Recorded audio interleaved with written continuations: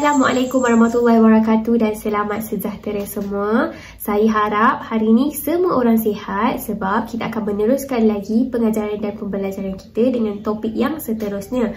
Okey, dekat sini cikgu akan tunjukkan beberapa keping gambar dan cikgu nak awak teka agak-agak apa yang akan kita belajar pada hari ini ya. Okey, ini merupakan antara gambar yang berkait dengan topik yang kita akan belajar. Okey, awak tengok dulu, awak fikir agak-agak apa yang akan kita belajar ya? Macam hari ni kita akan belajar ni kot cikgu, hari ni kita akan belajar tu kot cikgu. Okey, teka dulu. Okey. Okey, untuk gambar yang pertama, orang tu ingin menukar barang antara dua pihak. Okey, gambar yang kedua, gambar duit, betul. Nampak tak berbeza mengikut dia punya negara. Kalau negara kita pakai ringgit, kalau Indonesia pakai rupiah. Betul-betul. Okey, gambar yang ketiga. Ya, betul. Gambar ketiga ialah gambar padi dan gambar yang terakhir ialah sayur-sayuran. Sayur-sayuran sangatlah sihat ya. So awak kena makan sayur-sayuran. Okey, dekat sini saya nak semua orang buka buku teks muka surat 99. Kita akan membacakan teks butter ya bersama-sama. Maafkan saya. Okey, mari kita baca bersama-sama ya. Sistem butter ialah amalan pertukaran barang tanpa melibatkan mata wang. Sistem ini merupakan satu sistem yang paling awal wujud di dunia. Sistem butter diperkenalkan oleh masyarakat Mesopotamia. Sistem ini turut diterima pakai oleh bangsa Fenisia yang menukarkan barang-barang dimiliki oleh mereka dengan barang-barang penduduk di kawasan bandar. Sebagai contohnya, pada zaman dahulu, garam dianggap sebagai barangan berharga sehingga kan tentera Romawi dibayar gaji dengan garam. Melalui sistem ini, pihak yang terlibat terpaksa membuat pilihan sesama mereka untuk memperoleh barang perantaraan yang boleh memberikan manfaat kepada mereka. Dalam sistem butter, barang-barang digunakan sebagai alat perantaraan mengikut suasana dan zaman bagi memenuhi keperluan dan kehendak seseorang. Sistem ini tiada kriteria standard bagi menentukan nilai sesuatu barangan dan perkhidmatan kerana pembeli dan penjual boleh mendapatkan barangan secara langsung tanpa memerlukan peranan orang tengah. Semasa berlakunya krisis kewangan, banyak orang menggunakan sistem butter kerana nilai mata wang yang tidak menentu. Rakyat Jerman mempraktikkan sistem butter kerana negara itu mengalami kejatuhan nilai mata wang akibat Perang Dunia Kedua. Okey, pada bawah teks tersebut terdapat kelemahan dan kebaikan sistem butter.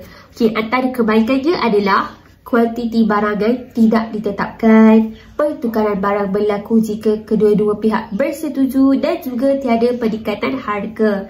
Manakala kelemahannya adalah kesukaran menentukan nilai pertukaran, masalah kadar penilaian, harga barangan yang ditukarkan dan juga masalah kemahuan serentak. Okey, seperti yang kita telah baca, kita dah tahu asal usulnya sistem butter, apa barangan yang akan kita gunakan bila kita ingin melakukan pertukaran barang antara dua pihak. Lepas tu apa lagi yang kita dapat tahu dalam dalam kita punya petikan yang kita telah baca tadi? Ada siapa-siapa boleh beritahu cikgu tak? Ya, betul. Dia mengikut suasana dan juga memenuhi keperluan dan kehendak seseorang. Ini bermaksud awak bukannya suka-suka je nak tukar. Orang A ni dia suka bola, orang B ni dia suka kayu. Tapi orang B pergi bagi dekat orang A kayu. Dia nak bola kan tadi, sedangkan dia nak bola tapi awak bagi dia kayu. Ada kaitan ke? Tak ada kaitan. Okey, seterusnya. Selepas kita baca teks tadi, awak dah faham tak apa sebenarnya yang diceritakan dalam bateria di tema 9 ni? Faham tak apa sebenarnya yang dibincangkan tadi? Okey, sekarang cikgu nak bahagikan kepada 3 kumpulan di mana kumpulan A, awak berperanan untuk membina soalan menggunakan kata tanya. Kata tanya apa antara kata tanya? siapa, mengapa, bagaimana, di mana. Saya nak awak wujudkan soalan berdasarkan teks yang kita telah baca tadi. Manakala kumpulan kedua, cikgu nak awak gariskan isi-isi penting yang awak telah baca tadi. Kita telah baca kan daripada awal sampai habis. Apa isi-isi penting yang awak rasa yang sangat penting daripada teks yang kita telah baca. Dan juga kumpulan ketiga, cikgu nak awak menyenaraikan perkataan yang berwarna merah. Perasan tak tadi dalam teks ada perkataan berwarna merah? Cikgu nak awak keluarkan perkataan tu. Sebagai contoh, butter. Apa butter punya sinonim? Saya nak awak senaraikan perkataan-perkataan berwarna merah dan buka kamus, tolong cari perkataan tersebut. Apa sinonimnya? Sebagai contoh, perkataan mereka. Mencipta. Nampak tak persamaan perkataan tersebut? Saya nak awak senaraikan. Jadi, oleh itu, satu kumpulan cikgu nak dibahagikan kepada 5 orang dan melakukan tugas yang telah cikgu bagi. Kumpulan A menyediakan soalan, kumpulan B mencari isi penting dan kumpulan C bergerak untuk mencari maksud perkataan yang berwarna merah. Cikgu bagi 5 minit untuk awak menjawab soalan yang cikgu berikan tadi. Okey, 5 minit awak telah berakhir. Sekarang cikgu nak kumpulan pertama, iaitu kumpulan yang menyediakan soalan berdasarkan teks yang telah dibaca. Untuk soalan pertama, siapa? Okey, soalan macam mana yang boleh kita buat berdasarkan teks tu? Siapa? Menggunakan kata tanya siapa. Okey, dipersilakan. Betul. Siapa yang mencipta sistem butter? Okey, jawapannya apa? Siapa yang telah menciptakan sistem butter? Ia diperkenalkan masyarakat Mesopotamia telah mencipta sistem butter. Betul. Okey, untuk soalan yang seterusnya, apakah yang dimaksudkan dengan sistem butter? Okey, jawapan dia apa agak-agak? Sistem butter ialah amalan pertukaran barang tanpa melibatkan mata wang. Okey, betul. Okey, soalan yang seterusnya, mengapakah barang-barang digunakan sebagai alat perantaraan? Okey, kita beralih pula pada kumpulan kedua, iaitu kumpulan yang menggariskan dan mengeluarkan isi-isi penting berdasarkan teks yang telah dibaca. Okey, bagi tahu cikgu, apa antara isi-isi penting yang ada dalam petikan yang awak baca tadi? Tiada kriteria standard bagi menentukan nilai sesuatu barangan perkhidmatan. Betul? Boleh mendapatkan barang secara langsung tanpa memerlukan orang tengah. Betul? Lagi? Zaman dahulu garam dianggap barangan berharga. Betul? Betul? Tepuk tangan untuk kumpulan yang telah menjawab soalan tadi. Betul? Saya setuju? Saya setuju. Jawapan awak semua betul. Lagi? Ada lagi tak yang boleh beritahu cikgu?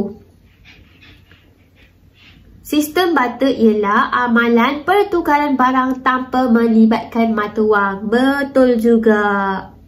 Lagi apa lagi yang boleh cakap? Antara kebaikan sistem butter ialah kuantiti barangan tidak ditetapkan, pertukaran barang berlaku jika kedua-dua pihak bersetuju dan tiada peningkatan harga. Betul. Macam mana pula kelemahan? Ada kelemahan ke tak? Siapa boleh bagi tahu cikgu antara kelemahannya? Antara kelemahan sistem butter ialah kesukaran menentukan nilai pertukaran, masalah kadar nilaian harga barang yang ditukarkan dan masalah kemahuan serentak pun betul juga. Okey? Okey, kumpulan yang terakhir pula. Okey. Berdasarkan perkataan yang berwarna merah yang ada dalam teks, tadi cikgu minta awak untuk cari maksud dia kan, untuk kongsikan kepada kelas. Okey, perkataan pertama, apa maksud barter? Okey, cepat. Barter bermaksud perdagangan dengan cara bertukar-tukar barang. Betul. Okey, seterusnya, apakah maksud mata wang? Kumpulan C, kumpulan 3, maksud mata wang. Mata wang ialah jenis atau unit wang yang digunakan oleh penduduk di sebuah negeri. Betul. Seterusnya, apa maksud barangan berharga? Maksud barangan berharga adalah barangan yang bernilai. Betul juga. Okey, seterusnya lagi. Apa itu keperluan? Barang yang perlu ada. Wajib ada, mesti ada. Betul. Kehendak. Apa maksud kehendak pula? Macam mana pula kehendak? Apa maksud kehendak? Apa tu kehendak? Kawan awak tak tahu. Keinginan. Betul. Betul. Semua betul. Kepada semua murid, sebab awak faham apa yang cikgu ajar pada hari ini. Awak boleh jawab apa yang cikgu tanya. Bila cikgu tanya, bila cikgu minta sediakan persoalan, semua boleh jawab. Bila cikgu minta bagi isi-isi penting, gariskan isi-isi penting, semua boleh jawab. Bila cikgu minta maksud perkataan, apa itu kehendak, apa itu batu wang, apa itu batu, semua boleh jawab. Tahniah kepada semua murid. Okey. Kita dah sampai kepada penghujung kelas kita. Okey, dekat sini cikgu nak, sebagai kesimpulan, cikgu nak minta beberapa orang murid untuk bagi pendapat berkenaan sistem barter. Okey, kalaulah sekarang kita guna sistem barter dalam keadaan COVID-19, tak ada duit, dalam keadaan susah nak cari duit, dalam keadaan susah nak bergerak, adakah sistem barter ini boleh dilaksanakan di waktu COVID? Adakah sistem barter sesuai digunakan dalam keadaan semasa sekarang, iaitu di pandemik COVID-19? Okay, bagi cikgu pendapat, sesuai ke tak awak agak-agak? Tak ada pun dekat dalam buku awak tadi, kita tak baca, tak ada pun dia minta pendapat. Sekarang cikgu nak tahu pendapat awak. Boleh ke tak kita guna sistem barter dalam keadaan COVID? Kongsikan kepada kelas-kelas, rakan sekelas, maksud saya. Okey, terima kasih. Okey, soalan yang kedua saya nak tanya juga. Okey, kalau kita tidak menggunakan mata wang, macam sebelum ni kita tahu mata wang ringgit ialah nilai titik di mana harga berapa. Contohlah saya nak beli 100 plus. Berapa ya harga dia? RM3. RM3. Contohlah lagi, saya nak beli getah rambut. Berapa ya harga dia? RM2. Perbezaan RM3 dan RM2 ada perbezaan dia, kan? Okey, kalaulah kita tak guna mata wang, apa lagi yang boleh kita gunakan sebagai gantian kepada mata wang? Dan bagi tahu alasan. Sebab kenapa awak rasa macam, cikgu, saya nak guna emas. Apa sebab awak nak guna emas? Tapi tak semua orang ada emas. Kita nak guna apa? Okey, tak apalah cikgu, kita tak ada titik harga berapa-berapa kan. Kita guna, cikgu bagi saya roti, saya bagi cikgu sayur. Dapat tak? Dia setara. Okey, itu sahaja untuk kelas kita pada kali ini. Terima kasih. Saya harap semua orang faham. Kita jumpa lagi di kelas-kelas akan datang. Sekian, terima kasih. Assalamualaikum warahmatullahi wabarakatuh. Jaga diri semua.